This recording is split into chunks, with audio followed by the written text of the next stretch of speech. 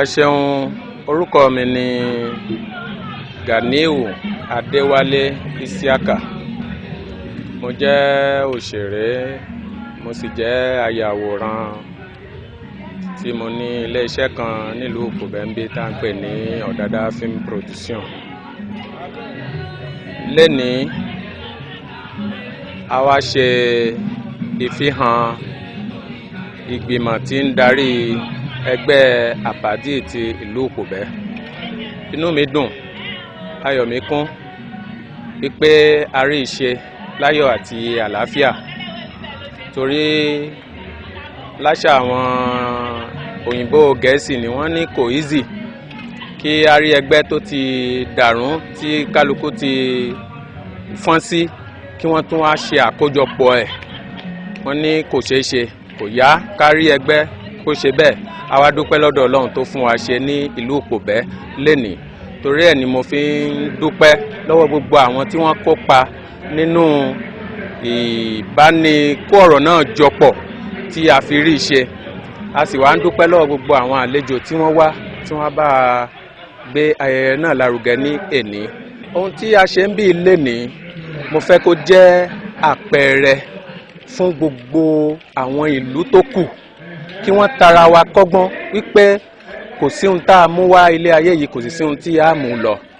Kí wọ́n torí Ọlọ́run, kí wọ́n wo irú ohun tá a ṣe ń lù Kòbẹ́ lénìí, káwọn náà fi kọ́gbọ́n, kí wọ́n ṣe é nílùú wọn, ká bá lè rí ìdàgbàsókè nínú iṣẹ́ tíátà tá à ń ṣe yìí. Torí nǹkan kan ò sí tá a lè ṣe nínú ìjà bí ó ṣe pé ká ṣe nínú ìrẹ́pọ̀. Inú ìrẹ́pọ̀ yẹn láti lè ṣe ohun tó dáa. Tí ẹnu bá kò, dájúdájú ohun tí à ń lé, ohun tí ń dùn àwa òṣèré sinimá Yorùbá, dájúdájú a rí láti lè jà fún ẹ̀tọ́ wa. A ní láti jọ rìn pọ̀ ni.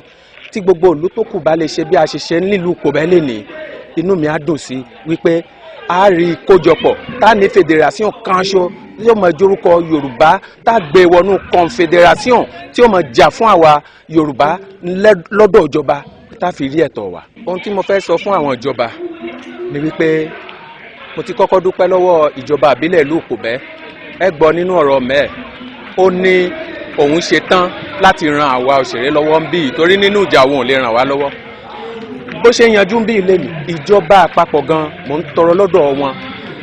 Bí a bá lè ṣe é bẹ́ẹ̀ títí tá a bá rí ti gbogbo kọ̀mínì tó kù yanjú, tá a wá ṣe àkójọpọ̀ ẹ̀ tá a ní federation, kí ìjọba má sọ wípé àwọn wọn ló dé, torí à ń bọ̀ o, à ń bọ̀ o. Bá a ṣe bẹ̀rẹ̀ yìí nílùú Kòbẹ́ lénìí, àpẹẹrẹ kan la fi hàn yìí.